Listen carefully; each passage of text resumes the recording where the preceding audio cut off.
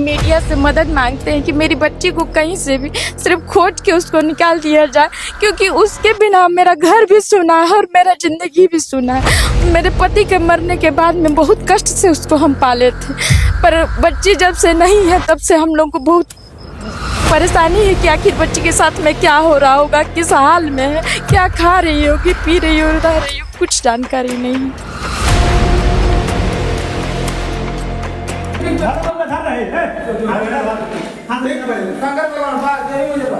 Light tip दे पूरा भर। Video बना रहे, वीडियो बना के साथ ठीक दम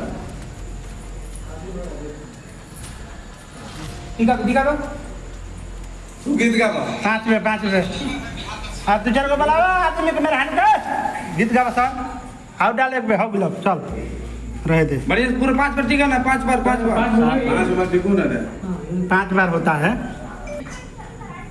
हां मतरिया आवे दे अब आवे दे पूरा मोहल्ला जुड़ जाना, पूरा मोहल्ला जुड़ जाना, पूरा मोहल्ला। अरे सब बोलिए शंकर बोकारो पुलिस अधीक्षक को एक आवेदन लिखा जाता है। उस आवेदन का विषय होता है कि हमारी नाबालिग, गौर फरमाइएगा फिर से मैं बता रहा हूँ, हमारी नाबालिग बच्ची का जबरन शादी कराने एवं मना करने पर उसे जानलेवा हमला कर उसे गंभीर रूप से घायल करने हेतु यह आवेदन किसके द्वारा लिखी जाती है और क्या है पूरा माजरा, आइए बताते हैं। नमस्कार, प्रणाम, जोहार, मैं कुमार शुभम बोकारो रिपोर्ट्स में आप सभी का स्वागत करता हूं। जिस आवेदन की मैं बात कर रहा हूं वो आवेदन लिखी जाती है पिंकी कुमारी द्वारा।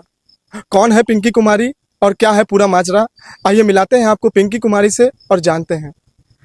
जी नमस्ते, मेरा नाम पिंकी देवी है, मैं भोजपुर कॉलोनी में रहती हूँ।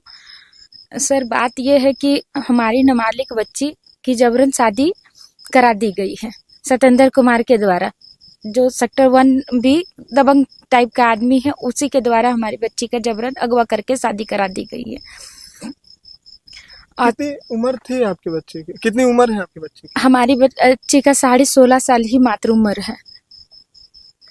अचानक से पता चला या फिर कुछ पहले से भी आपको आभास हो रहा था कि क्या बच्ची का कहीं कोई अफेयर था या कुछ ऐसा, बच्ची किसी को पसंद करती थी? पहले से 1 साल पहले हमको इस चीज़ का जानकारी हुई थी कि लड़की किसी से बातचीत करती है, फ़ोन के द्वारा पता चला था, तो फ़ोन हम उससे छीन लिए। थाना में हम इसका FIR दर्ज भी करवाए थे, पर आवेदन दिए थे, पर उसका कोई सुनवाई नहीं हुआ। मतलब कि समझौता करा कर बच्चा, लड़का भी नाबालिग था, इस कारण से समझौता करा करके छोड़ दिया गया।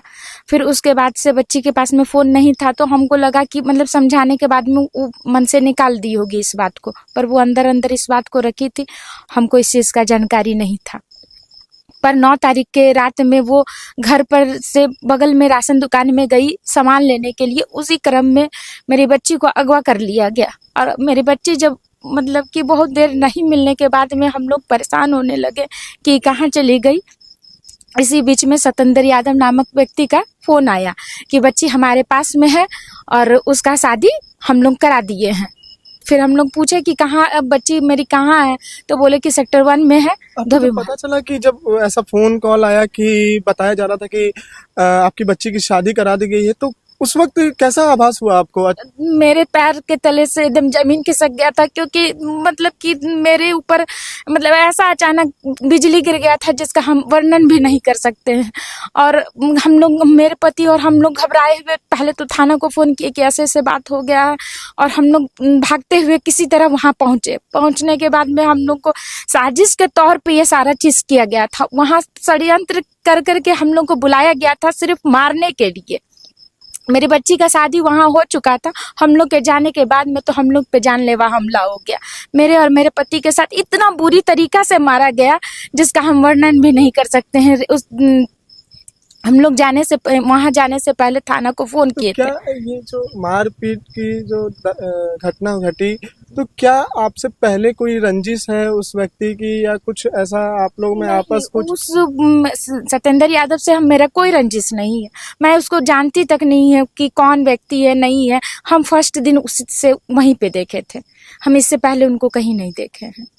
बच्ची को आपने समझाया नहीं कि ये गलत है इस उम्र में, या क्या बच्ची ने मना किया था शादी के लिए?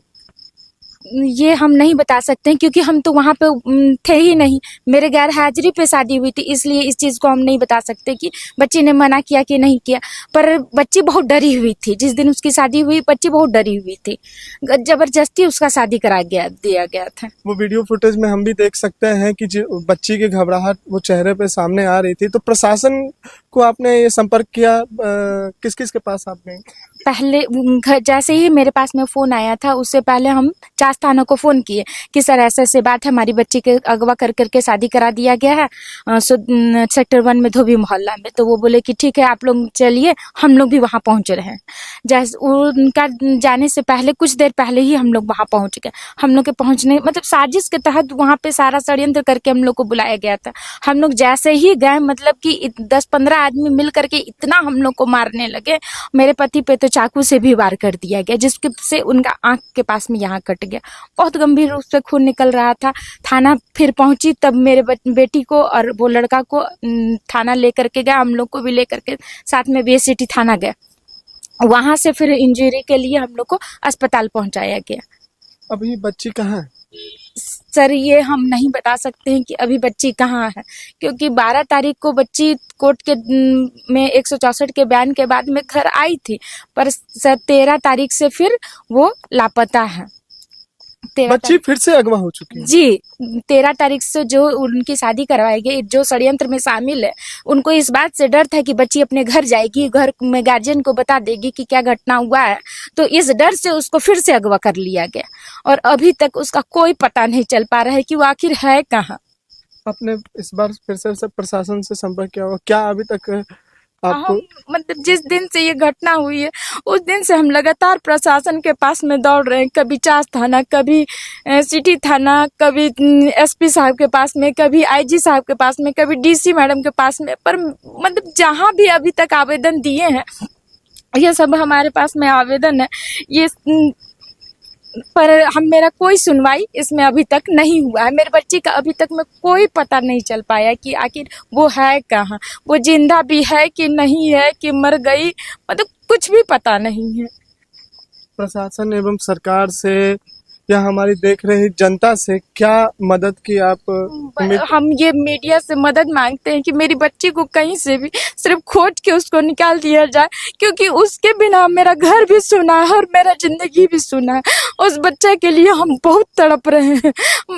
मेरे पति के मरने के बाद में बहुत कष्ट से उसको हम पाले थे, पर बच्ची जब से नहीं है तब से हम लोग को बहुत परेशानी है कि आखिर बच्ची के साथ में क्या हो रहा होगा, किस हाल में है, क्या खा रही होगी, पी रही हो, रह रही हो, कुछ जानकारी नहीं। आप साजिश कर्ताओं के नाम जानती हैं, कौन कौन इसके पीछे है? जी सर, जब वो मेरी बच्ची गायब हो गई तो वो जो घर पे फोन यूज करती थी उस फोन का हम डिटेल जब निकाले तो उसमें सबसे ज्यादा वो बात मेरे एक फैमिली वकील थे राजू रंजन कुमार, उन्हीं से वो सबसे ज्यादा बात की है।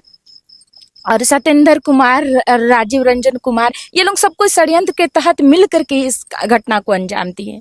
इसमें वो भी शामिल है, उनको भी जानकारी है कि मेरे बेटी को अगवा करने में इनका बहुत बड़ा हाथ है।